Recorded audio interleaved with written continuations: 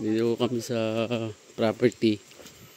Ang dami pong wild monkey. Dami unggoy. Mga 10 yata. Nasaan? Nag-aakyatan. Ayun. Ayun. Yung mga gumagalaw na yun. Naandila ka ng suba. Dami ano.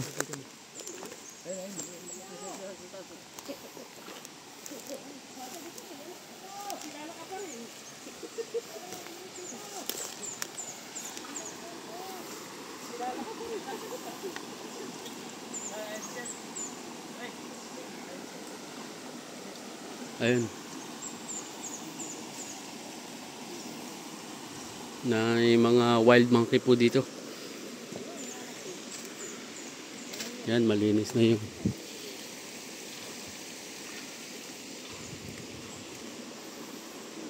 property nating nililinisan. Habang nagtatabas po, ang dami mga unggoy na nagtatawidan dito. Yan, humuhuni.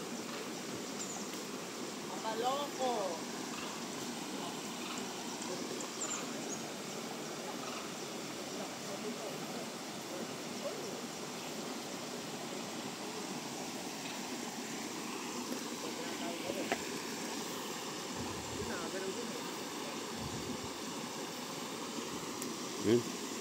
Hindi natin sila makita at mga wild yan eh. Hindi sila pwedeng galawin.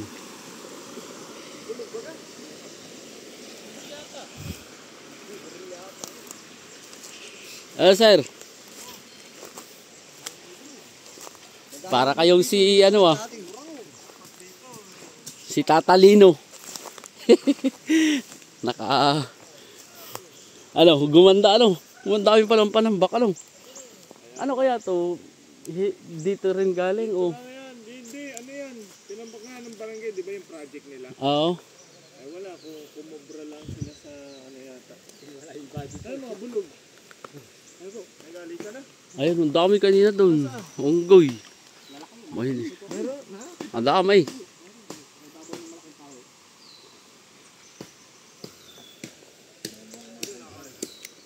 Maganda din sa atin, mga amo ang bulog, dito na ila.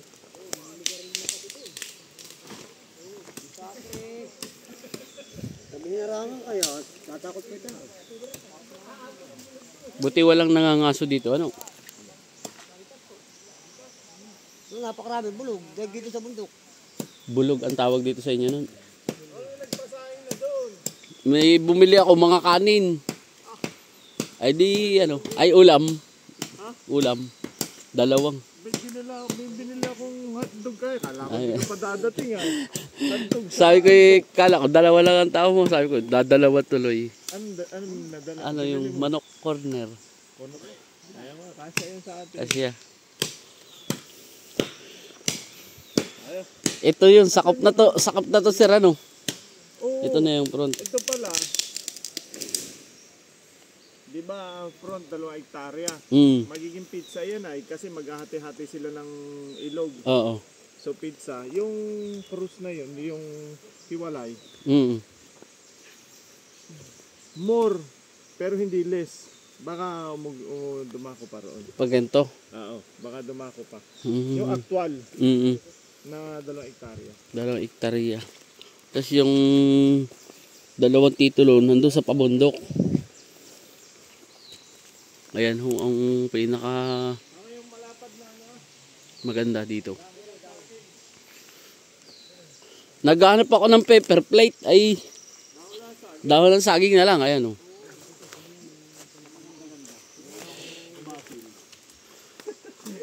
Yan, ito yung aming mga kasamahan para linisan yung lupa.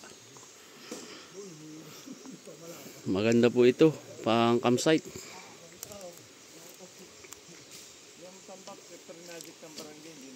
Yan.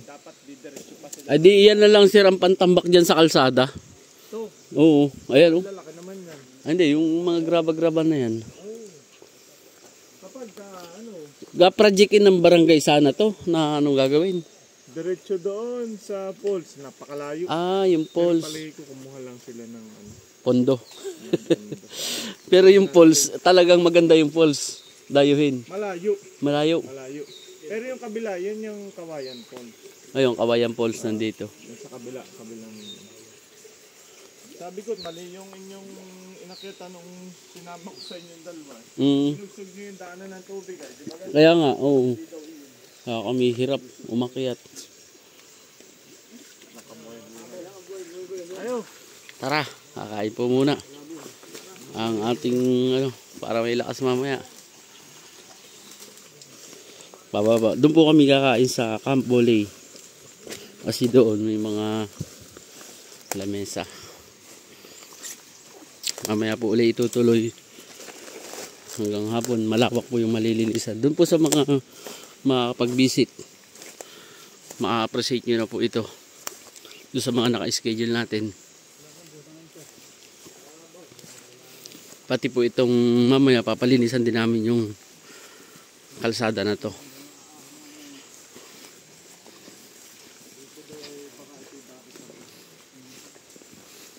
Yan, mga 100 to 200 meters lang po ang distance nito doon sa campsite na Camp Boley.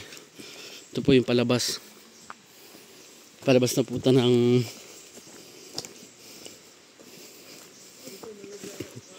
sa National Highway naman po ang distance niya mga more than 1 kilometer. Tapos paglabas po ng National Highway, ano na po yun, mga beach resort na dyan sa Real.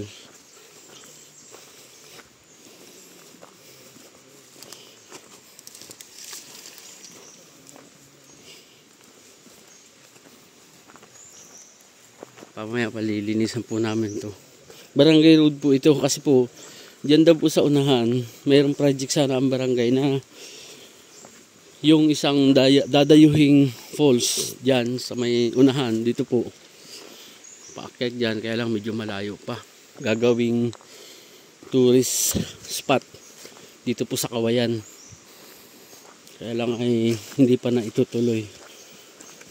Yung naman pong i-search nyo po sa Google, sa YouTube, yung Kawayan Falls, Real Quezon. Dito po yan sa kabila. Yun, maganda po yung falls na yun. Po, may poste ng kuryente. Sa gubat pero may kuryente. Yun ang kagandahan. Ito po yung barangay road to. Daan po ito. Talaga. Yun lang po muna. Kakain lang po muna kami. Thank you po.